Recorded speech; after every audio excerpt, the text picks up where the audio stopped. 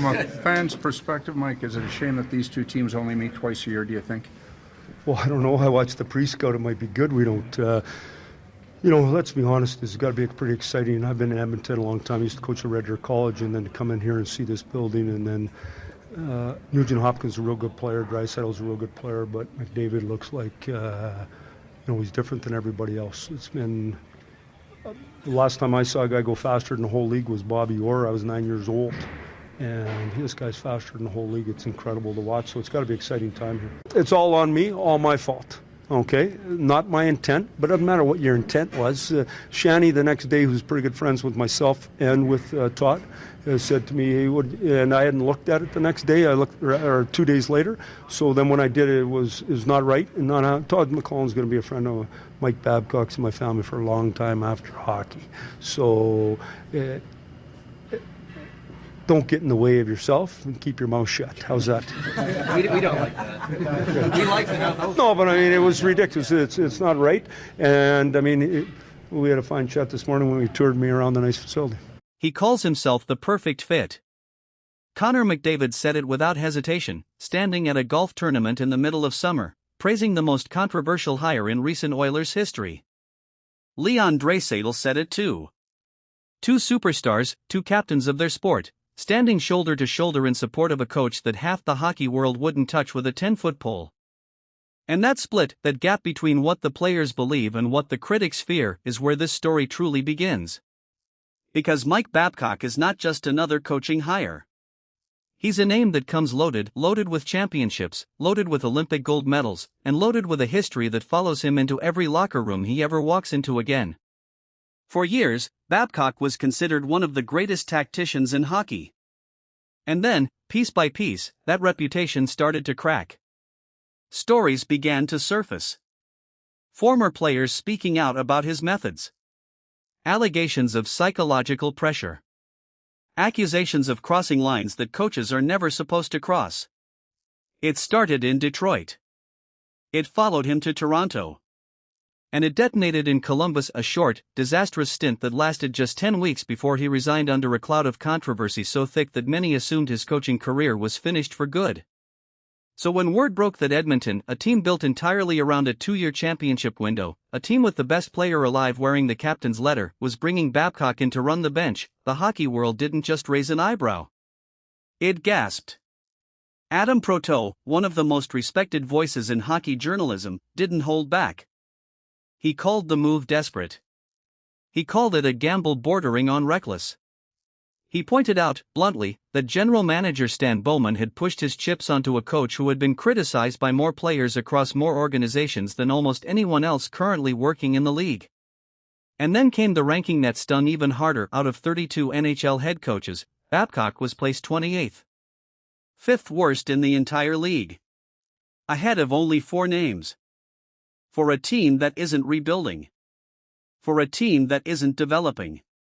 For a team that is, in every sense of the phrase, cup or bust. Now picture the tension in that introductory press conference. Cameras everywhere. Reporters waiting for the one moment everybody wanted: an apology. A reckoning. Some kind of acknowledgement that the man standing behind that podium understood exactly why so many people were afraid of what his hiring represented. And it never came. Babcock spoke about buy-in.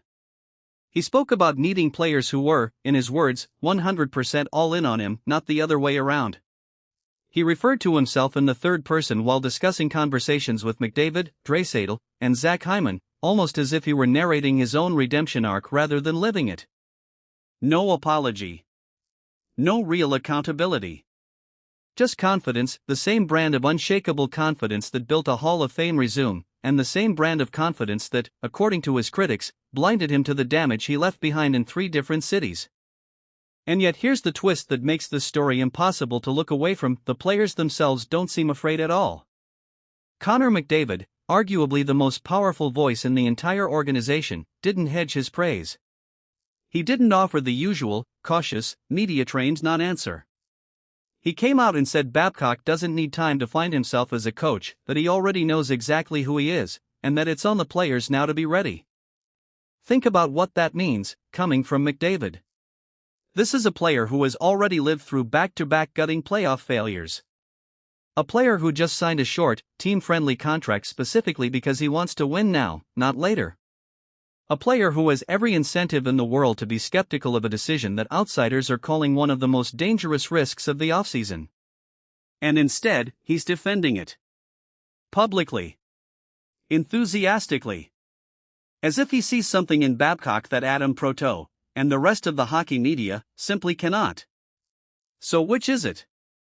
Is McDavid seeing the truth, a battle-tested, championship-caliber mind who has learned, quietly and privately, from every mistake that cost him his last 3 jobs? Or is McDavid, the ultimate competitor, simply so desperate for a Stanley Cup that he's willing to overlook every red flag in exchange for even a small edge? That question is exactly why this Edmonton season carries more tension than almost any other storyline in hockey right now. Because there is no middle ground here. There is no gentle transition period. There is no rebuilding grace period where mistakes are simply lessons for a young team still finding its footing. Babcock is walking into a roster that is out of time.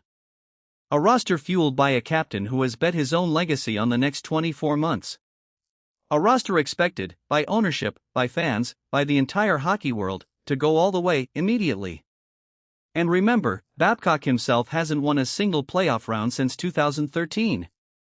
More than a decade without postseason success, despite a Stanley Cup ring and Olympic gold sitting in his past. That gap is the exact reason the skepticism refuses to fade. It's one thing to inherit a talented roster. It's another thing entirely to prove, in the biggest moment of your professional redemption, that the version of you sitting behind that bench is different from the version that burned bridges in Detroit, in Toronto, and in Columbus.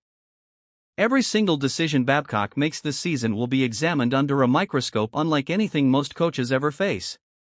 Every healthy scratch. Every line combination.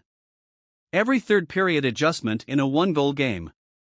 If McDavid struggles, if Draisaitl looks frustrated on the bench, if the locker room chemistry shows even the smallest crack, the same critics who warned Edmonton not to make this hire will be lined up, ready to say, "We told you so." But if it works, if Babcock finally proves that people can change, that hard lessons from 3 failed stops can transform into wisdom instead of repetition, then this becomes one of the great redemption stories in modern hockey. A disgraced coach, written off by half the league, walking into the most pressure-packed situation imaginable, and using it to rebuild not just his own reputation, but to deliver the championship that has eluded Connor McDavid for his entire career. There is no in-between outcome here. Either this becomes the boldest, smartest gamble general manager Stan Bowman has ever made, or it becomes the single decision that finally sinks a championship window that McDavid himself set the clock on, the moment he signed that short, ruthless contract extension. And that's what makes the next few months in Edmonton must-watch hockey. Not just the games. Not just the standings. But the slow, tension-filled unraveling of one simple question: was Mike Babcock truly the perfect fit, exactly like his captain claims? Or is Connor McDavid, the smartest player in the sport, about to learn the hardest lesson of his career, that some risks, no matter how badly you want to believe in them, simply do not pay off? Because right now, in Edmonton, the countdown has already started. The pressure is already building. And whether Babcock becomes the coach who finally delivers a Stanley Cup, or the coach who finally proves his harshest critics right, that answer is coming. And when it does, the entire hockey world will be watching.